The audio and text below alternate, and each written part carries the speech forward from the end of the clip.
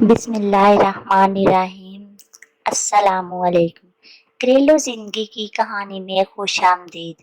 میں آپ کو کہانی سنانا شروع کروں اس سے پہلے آپ میرے چینل کو سبسکرائب کریں اور بیل آئیکن کے بٹن کو دبانا نہ بھولیں تاکہ میری ہر ویڈیو آپ تک بآسانی سے پہنچ سکے۔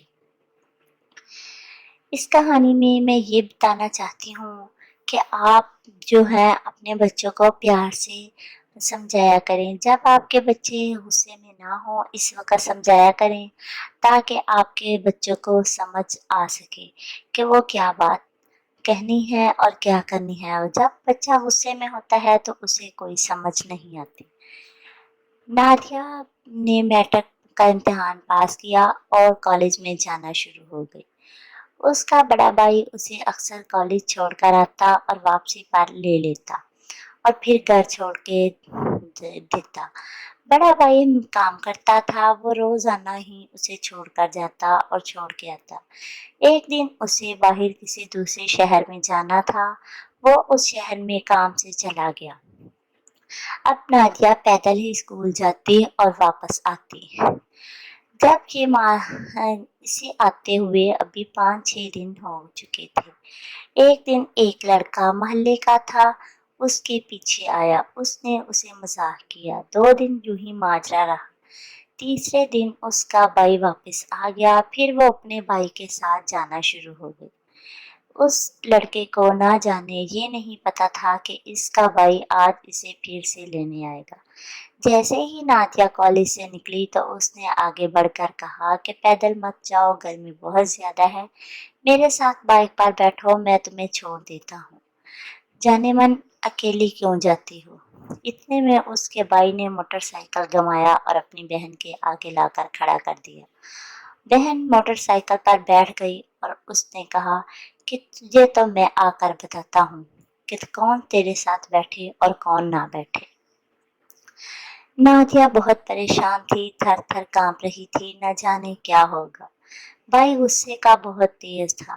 جیسے ہی اس نے نادیہ کو لا کر گھر میں چھوڑا تو فوراً اپنے کمرے میں گیا، پسٹل اٹھایا اور باہر نکلا۔ نادیہ بھاگ کر اپنے ماں کے کمرے میں چلی گئی۔ ماں بھی باہر آئی۔ ماں نے پوچھا بیٹا کیا ہے، تم اس طرح کانپ کیوں رہی ہو؟ نادیہ نے سارا واقعہ بتایا کہ بھائی اب نہ جانے کیا کرے گا۔ اس کی ماں بھاگ کر اپنے بیٹے کے سامنے آ کر کھڑی ہو گئی اور باہر کا گیٹ بند کر لیا۔ کہا بیٹا کیا کر رہے ہو؟ کہنے لگا ماں پیچھے ہو جا، آج میں کسی کی نہیں سنوں گا۔ ماں نے منت سماجت کی اور رونا شروع کر دیا۔ بیٹا ایک دفعہ 1 منٹ صرف مجھے دے دے، اس کے بعد جو تیرا حق ہو وہ کر لینا، جو تو چاہے وہی کرنا، میں تجھے منع نہیں کروں گی۔ پوچھا ماں بتا، جلدی بتا کیا کہنا چاہتی ہے۔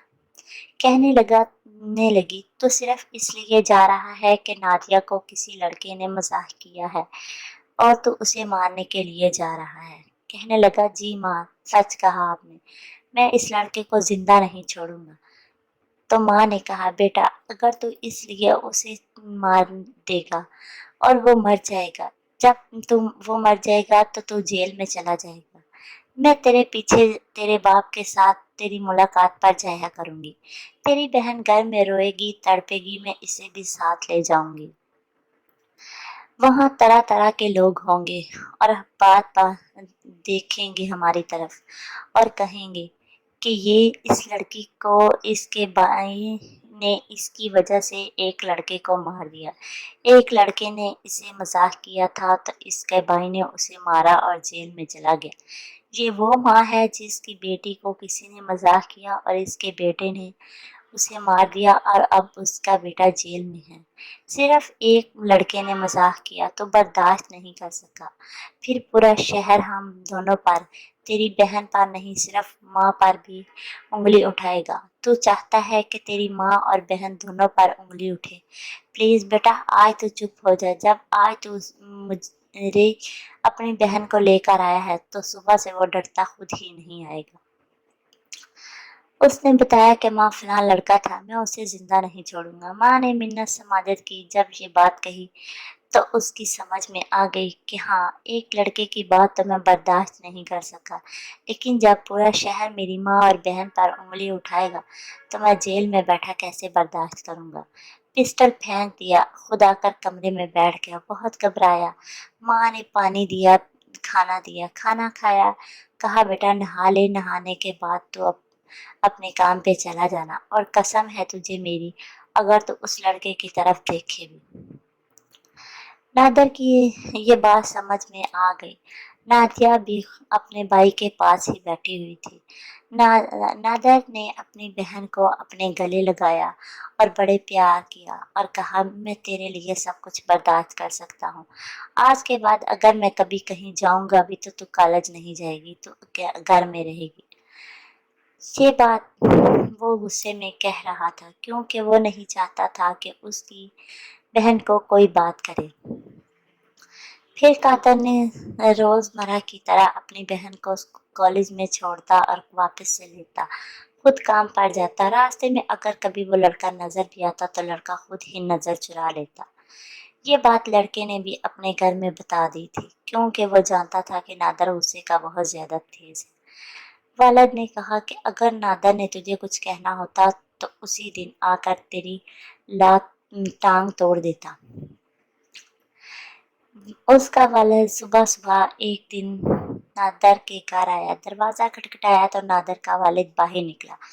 پوچھا کون ہے تو اپنا نام بتایا کہ میں محمد بخش ہوں۔ وہ باہر نکلا، کہا جی بھائی صاحب کیا بات ہے؟ والد کو یہ بات معلوم نہ تھی۔ اس نے اس سے سلام لیا اور سارا معاملہ بتایا اور کہا کہ میں معذرت خواہ ہوں، میرا بیٹا بھی معذرت خواہ ہے، ہم دونوں بہت ہی شرمندہ ہیں، محلے دار ہیں، میں سمجھتا ہوں کہ یہ میری بیٹی ہے اور اس کی بہن، اور نادر کی بہن ہماری بھی اس کی بھی بہن ہے، وہ معذرت خواہ ہے، بہت شرمندہ ہے، میرے ساتھ آیا ہے۔ اس نے بھی آگے بڑھ کر سلام لیا اور کہا انکل پلیز مجھے معاف کر دیں، میں نادر سے بھی معافی مانگنا چاہتا ہوں، لیکن نادر غصے کا بہت تیز ہے۔ باپ نے نادر کو آواز دی۔ نادر باہر آیا تو اسے دیکھ کر اس کا خون کھول گیا اور دوبارہ اندر واپس جانے لگا کیونکہ ماں کی قسم یاد آ گئی کہ اسے تو کچھ نہیں کہے گا۔ اس نے نادر کا بازو پکڑ لیا اور کہا پلیز نادر مجھے معاف کر دو، مجھ سے غلطی ہو گئی، تمہاری بہن میری بھی بہن ہے، میری بہن تمہاری بہن، مجھے معاف کر دو، آئندہ میں ایسی حرکت نادیہ کے ساتھ تو کیا کبھی بھی کسی لڑکی کے ساتھ نہیں کروں گا۔ نادر نے معاف کر دیا۔ آج نادیہ ایک وکیل بن چکی ہے، نادر بھی اچھی پوسٹ پر ہے، وہ دونوں بھائی بہن کامیاب ہیں، وہ لڑکا بھی کامیاب ہے، لیکن اگر خدا نخواستہ اس دن ایک گولی نکل جاتی تو ساری زندگی دونوں کا ہی مستقبل خراب ہو جاتا۔